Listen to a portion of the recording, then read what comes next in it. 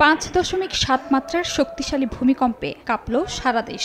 শুক্রবার সকালে হঠাৎ কেঁপে ওঠে উৎপত্তিস্থল নরসিংদীর মাধবদী সহ আশপাশের বিভিন্ন জেলা। প্রথমবার এমন তীব্র ঝাঁকুনিতে আতঙ্কিত হয়ে বাসাবাড়ি থেকে বাইরে বেরিয়ে আসেন বাসিন্দারা।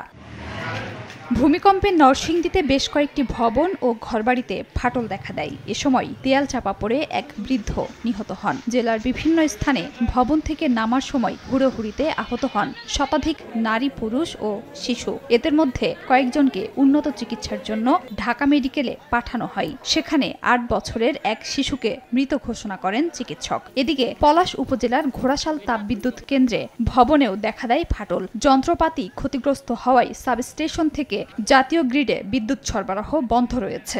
আমি আমার লাইফে এরকম ভূমিকম্প কখনো দেখিনি। রানিং অবস্থায় ছিলাম, গাড়ি আমার ঝাঁকি মারছিল। 57 জন ভূমিকম্পের কারণে চিকিৎসা নিয়েছে।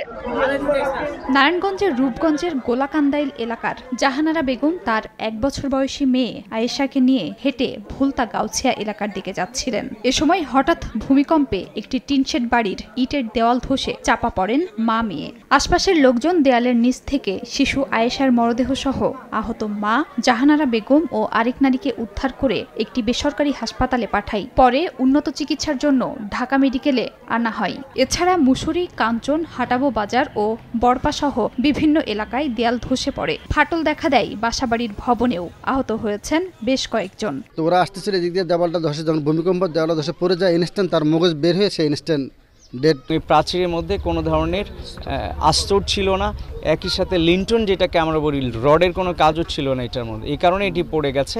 গাজীপুরেও আতঙ্কে বেশ কয়েকটি কারখানার কর্মীরা বাইরে বের হয়ে আসার সময় পদদলিত হয়ে শতাধিক শ্রমিক আহত হন। অন্যদিকে চৌরাস্তায় হাসান তানভীর ফ্যাশন ওয়্যার গার্মেন্টসের ভবন দেবে গেছে। আহত হয়েছেন 6 জন। বিল্ডিংটা কাঁপে উঠলো, সবাই তো আতঙ্কিত হয়ে গেছে। ফায়ার অ্যালার্ম বাজছে, ওটা নিয়েই আমরা নিচে নামছি। গেট খুলে নাই, না খোলার কারণে আপনার মহিলারা যারা সব নামছে তারা সব চাপাতে পড়ে গেছে। কুমিল্লা ইপিজেডে প্যানিক অ্যাটাক ও ভয়ে অজ্ঞান হয়ে পড়েন বহু শ্রমিক। দৌড়ে বের হতে গিয়ে আহত হন 5 জন। তাদের মধ্যে 50 জনকে কুমিল্লা ইপিজেডের বেবজা হাসপাতাল এবং 30 জনকে কুমিল্লা মেডিকেলে প্রাথমিক চিকিৎসা দেওয়া হয়। মাগুরার শ্রীপুরে আতঙ্কে হুড়োহুড়ি করে বের হতে গিয়ে 20 গার্মেন্টস কর্মী আহত হন।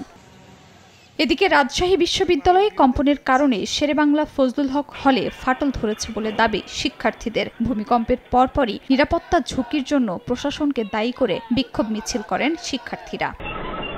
এছাড়া চট্টগ্রাম, সিলেট, রংপুর, ফেনী, খুলনা, ঝালকাঠি, চাঁদপুর, যশোর, নোয়াখালী সহ বিভিন্ন জেলায় ভূমিকম্প অনুভূত হয়েছে।